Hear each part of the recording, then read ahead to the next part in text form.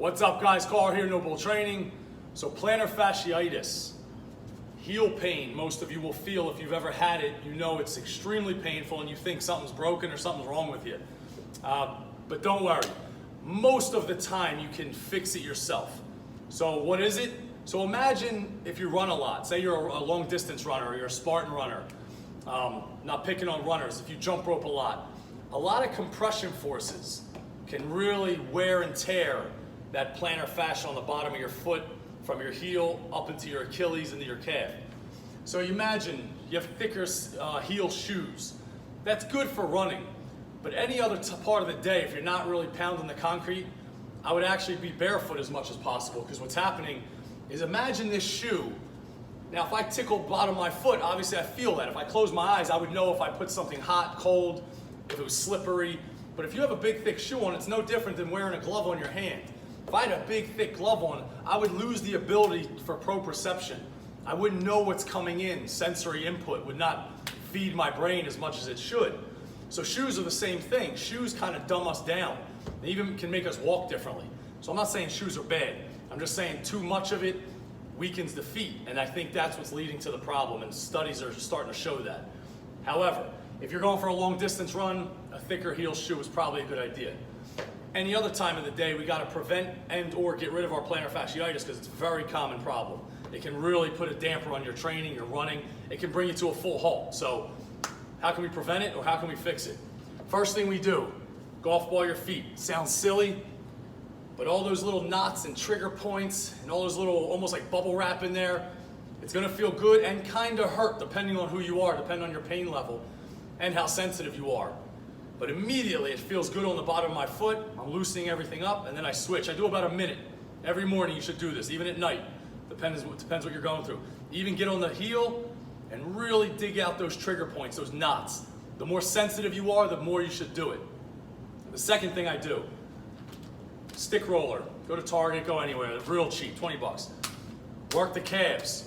I say calves, plural, right? Gastrocnemius, the two big boys on the inside and outside, and then soleus, sole, like a flat fish, a solefish. Beat up your calves. So right away, I guarantee if you have plantar fasciitis, you're gonna feel this, maybe not in a good way, but it feels good when you're done. Like I have some trigger points there and I can feel them, like little bubbles. Bust them out, bust them out. Switch sides, same thing. Good, already feels better. And then a stretch strap, again, 10, 15 bucks, worth its weight in gold. Put it around your foot. Now we're gonna do a little reciprocal inhibition, not to get too fancy with the technical terms. I'm gonna stretch into dorsiflexion. So right away I'm stretching that plantar fasciitis problem out of me. I'm stretching, stretching, stretching. But now here's the kicker. I'm gonna plantar flex under tension, push, push, push away, push away, push away. And then I'm gonna relax again. And I'm gonna get a better, further stretch. Even that quick, it worked. Then I fight, fight, fight, push, push, push, push as I'm pulling the cord on me, and then relax and re-stretch. Instantly, you'll start to gain a little ankle range of motion, which is also part of the problem for plantar fasciitis.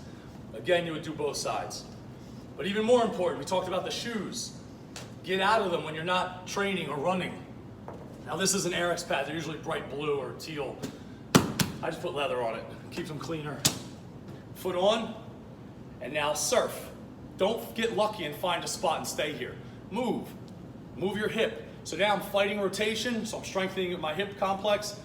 I'm working in flexion extension, right? I want my ankle to move. You do this for about 30 seconds, and then instantly you'll start to feel all those little muscles in the bottom of your foot, those ligaments, those tendons, starting to work and get a nice burn. But now I'm regaining proprioceptive patterns in my head. I have a lot of sensory input now coming into me, and this is what we want. So strengthen the bottom of your feet, golf ball your feet, roll your calves, and stretch. Some people you'll hear use a frozen water bottle. Same thing, doesn't matter. Just something you can roll those knots and trigger points out and take away whatever the problem is. So if you're running 30 miles a week, drop that down until your plantar fasciitis starts to go away. Give it a shot.